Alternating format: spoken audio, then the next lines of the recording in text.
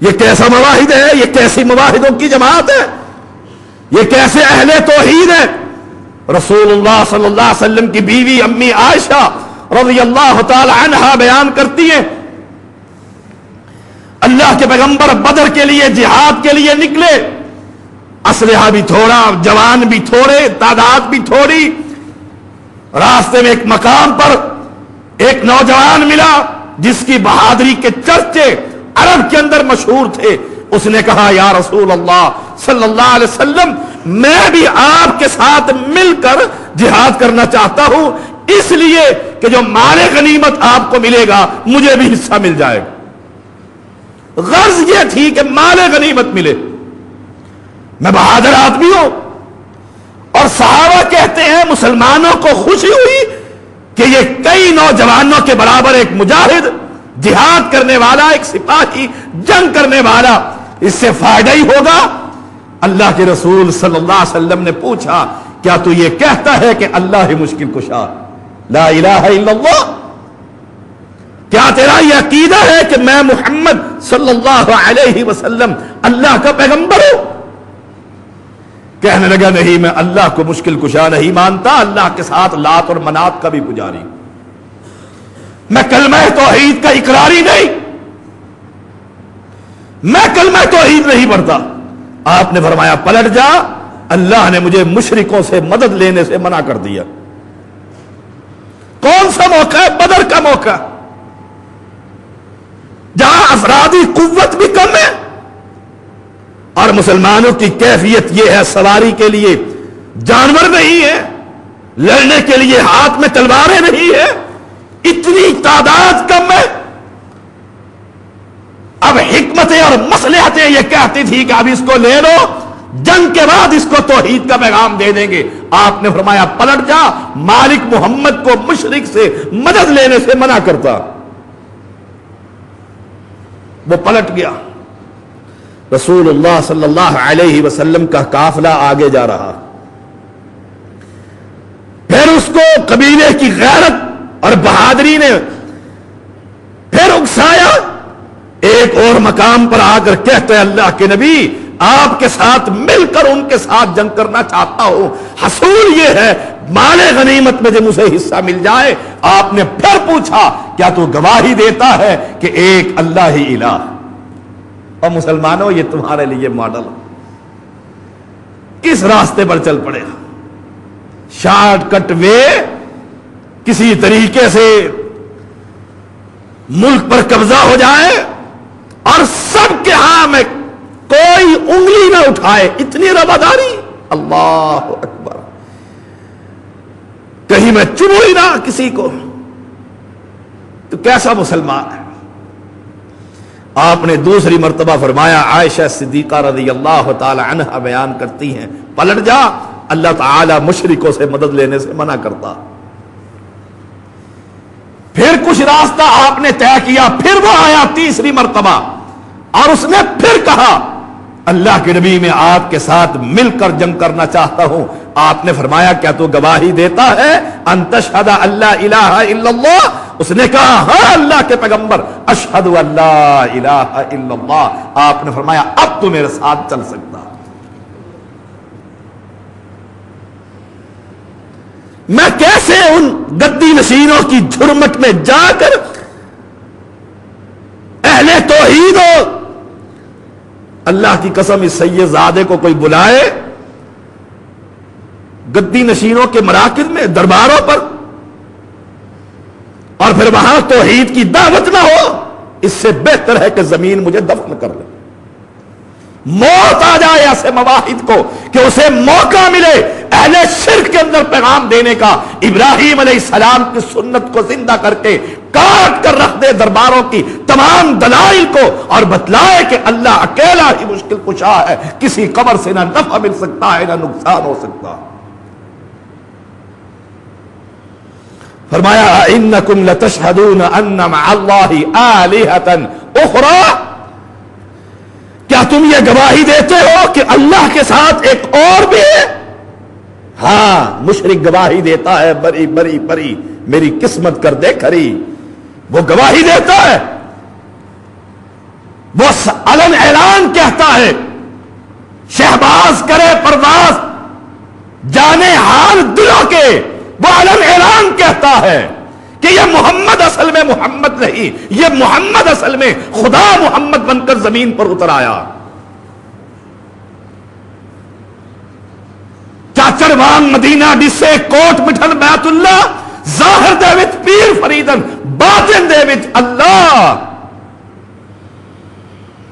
امیر حمزہ صاحب کوٹ مٹن پہنچے، جس کو اہل شرک کہتے ہیں، اصل میں یہ کوٹ مٹن نہیں، یہ تو بیت اللہ ہے۔ اور بابا فرید اصل میں تمہیں بظاہر انسان نظر آتا ہے، اصل میں یہ خدا ہے۔ وہاں یہ رائٹر پہنچتا ہے، تقریر کرتا ہے، دعوت دیتا ہے، کس چیز کی؟ دفاع پاکستان کی، بھارت کے خلاف جہاد کی، امریکہ کے ٹوٹنے کی۔ تیری زبان اللہ توحید بیان کرتی، مالک کا قرآن اعلان کرتا، قل لا اشہد، میں گواہی نہیں دیتا۔ کوٹ مٹھن کی قبر نہ نفع دے سکتی ہے نہ نقصان دے سکتی ہے، پھر میں دیکھتا تجھے وہ کیسے دعوت دیتے۔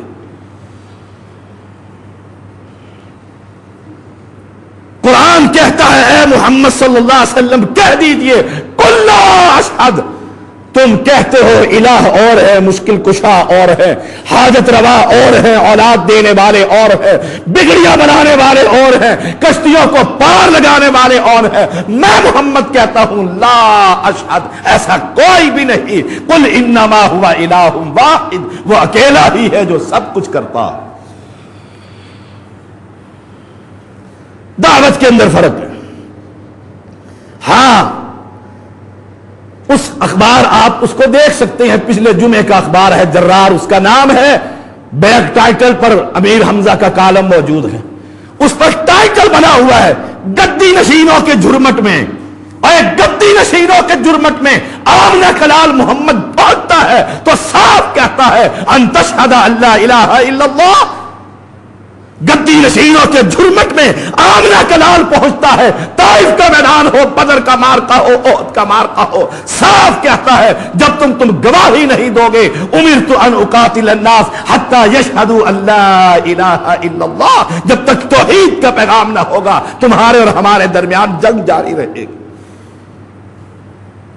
ہمیں بھوت سوار ہے کہ یہ کسی طریقے سے پاکستان کا دفاع ہونا چاہیے۔ کیا کر لو گے دفاع کر کے؟ 10 قبریں اور بن جائیں گی۔ انڈیا اور بھارت اگر ایک ہو جائے تو کیا فرق پڑے گا؟ الگ الگ ٹکڑے ہو جائے بھارت کے تو کیا فرق پڑے گا؟ پاکستان ٹکڑوں میں تقسیم ہو جائے تو کیا فرق پڑے گا؟ اگر 10 قبریں ہیں تو 50 قبریں اور بن جائیں گی۔ قبر پرستی عام ہے۔ قبر کے پجاریوں کے اندر بیٹھ کر میری ذمہ داری کیا ہے کہ لوگ کہیں کہ کتنا روادار ہے، لوگ کہیں کتنا بڑا لیڈر ہے۔ کوٹ مٹھن کے سجادہ نشین اور گدی نشین نے 10,000 کا اجتماع کے اندر اس کو 10 دینے کے لیے بلایا، انہوں نے 10 دیا۔ اللہ کی قسم ایک لفظ بھی رب کی کبریائی کا بیان نہ کر سکا۔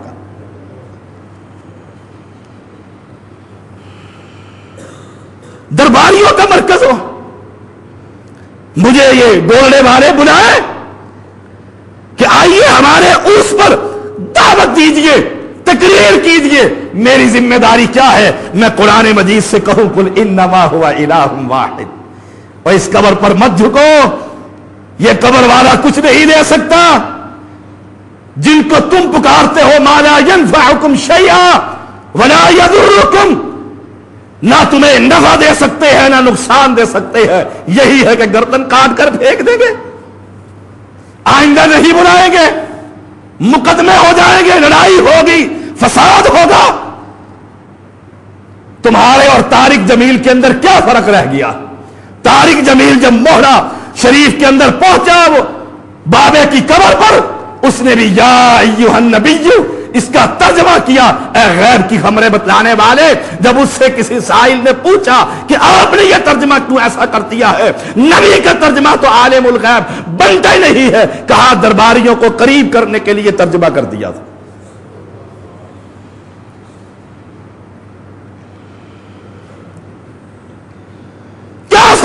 تم میں اور ان میں. ہم جب اس کے خلاف کہتے ہیں کہ طارق جمیل تبلیغی جماعت والے نے ظلم کیا، قرآن کے معنی تعریف کر دیے، تبدیل کر دیے، اس نے یا ایھا النبی کا ترجمہ اے نبی تھا، اس نے درباریوں کو قریب کرنے کے لیے اے علم غیب کی خبریں بتانے والے، غیب کی خبریں قوم کو دینے والے، ترجمہ کر کے ان کو قریب کر دیا. تو نے جا کر دفاع پاکستان پہ تقریر کر کے طارق جمیل کا تو نے ساتھ دیا. قرآن مجید کو پڑھا کر، قرآن مجید کو سامنے رکھا کر، یہ چدراہٹ، یہ جاہ و جلال، یہ مال اور یہ تحریک اور یہ پاکستان سدا نہ رہے گا. سدا رہنے والی ذات اللہ کی ذات ہے، اس کی توحید کو بیان کیا کر. قل لا اشہد، کہا اے محمد صلی اللہ علیہ وسلم اعلان کر دیجئے میں تو یہ دعوت نہیں دیتا، میں تو یہ گواہی نہیں دیتا. میری گواہی کیا ہے؟ قل انما ہوا الہ واحد، الہ صرف ایک ہے، مشکل کشا صرف ایک ہے. وَإِنَّنِي بَرِيءٌ مِّمَّا تُشْرِكُونَ، اور جو تم شرک کرتے ہو میں اس سے محمد بیزار ہوں، علیحدہ ہوں. علماء کی ذمہ داری کیا ہے؟ اہل توحید کی ذمہ داری کیا تھی؟ اگر موقع مل گیا تھا، موقع مل گیا تھا، اس موقع کو غنیمت جانتے ہوئے وہاں کھڑا ہو کر کہتا کہ ہم پوری جماعت سمیت تمہارے اس قبر پرستی سے، پیر پرستی سے، شرک پرستی سے، تعویذ فروشی سے ہم بیزار ہیں. اگر چاہتے ہو یہ پاکستان مضبوط ہو، استحکام ملے، امن و امان ہو، تمہیں یہ قبر پرستی چھوڑ کر ایک رب کی عبادت کرنا ہوگی. اللہ کی قسم، اللہ تیرے لیے جنت میں محل تیار کر دیتا. قرآن مجید پڑھ کر دیکھ لیجئے ہود علیہ السلام قوم سے کیا کہتے ہیں. پوری قوم کو کہہ رہے ہیں سنو، میں تم سے اور تمہاری تمام عبادت گاہوں سے بیزار ہوں. اور کائنات کے امام محمد الرسول اللہ کہتے ہیں وَأَذَانٌ مِّنَ اللَّهِ وَرَسُولِهِ إِلَى النَّاسِ يَوْمَ الْحَجِّ الْأَكْبَرِ أَنَّ اللَّهَ بَرِيءٌ مِّنَ الْمُشْرِكِينَ. اعلان کر دیجئے بیت اللہ میں کھڑے ہو کر آج کے بعد کوئی مشرک بیت اللہ کا طواف نہیں کرے گا. اہل ایمان اہل شرک سے بیزار ہے. بَرَاءَةٌ مِّنَ اللَّهِ وَرَسُولِهِ إِلَى الَّذِينَ عَاهَدتُّم مِّنَ الْمُشْرِكِينَ. یہ قرآن مجید ہے کہ اہل ایمان بیزار، اہل شرک سے بری، ان کے عقائد سے بری اور بیزار ہے. تو کیسا مسلمان ہے؟ گجرانوالہ کے اندر تم نے خطاب کیا، کالم میں لکھا ہے ڈاکٹر اشرف آصف جلالی کی موجودگی میں، جس نے اپنی کیسٹ کے اندر نبیوں سے بڑا ولیوں کو قرار دیا کہ نبیوں کا مقام کم ہے، ولیوں کا مقام نبیوں سے زیادہ ہے. اس غالی مشرک کے ساتھ بیٹھ کر تو کہتا ہے دفاع پاکستان پر تحریک چلاؤ، تو کہتا اللہ کی کبریائی اور وحدت پر تحریک چلنی چاہیے. پیغام توحید ان کو دیتا. شاہ محمود قریشی ملتان کا مشرکوں کا امام اس جرمٹ کے اندر موجود ہے. پورے ملتان کے بڑے بڑے جتنے گدی نشین، سجادہ نشین، مخدوم ہیں، سید زادے ہیں، سارے جمع تھے. اللہ نے موقع دیا تھا وہاں پر کھڑے ہو کر انہیں توحید کا پیغام دیتا، شاید ایک مشرک مسلمان ہو جاتا. علی کو رضی اللہ تعالی عنہ محمد کریم نے کہا تھا علی لڑنے سے بہتر ہے ان کو دعوت کا پیغام دو. شاید تمہارے ہاتھ پہ اگر اللہ نے ایک آدمی بھی مسلمان کر دیا عرب کی سرخ اونٹوں سے بہتر. میں کیسا مجاہد ہوں. بس یاد رکھیے جب بھی کسی جز کو اٹھا کر کل بنایا جائے گا ایسے ہی گمراہی آئے گی. جہاد ایک جز ہے، کل نہیں. کل کیا ہے؟ توحید. جز ہے جہاد، جز. اس کو جب کل بنا دیا جائے گا ویسے ہی گمراہی آئے گی۔ اہل شرک کے امام بارگاہوں کے اندر درباروں پہ پہنچ کر اہل توحید رواداری کا مظاہرہ کریں گے۔ پچھلے دنوں ایک عالم اعلان کیا اہل توحید، اور اعلانی کے پیچھے اس نے نماز پڑھ کے رسالے میں باقاعدہ چھاپ دیا، میں نے اس کے پیچھے نماز پڑھ لی تھی۔ لا حول ولا قوت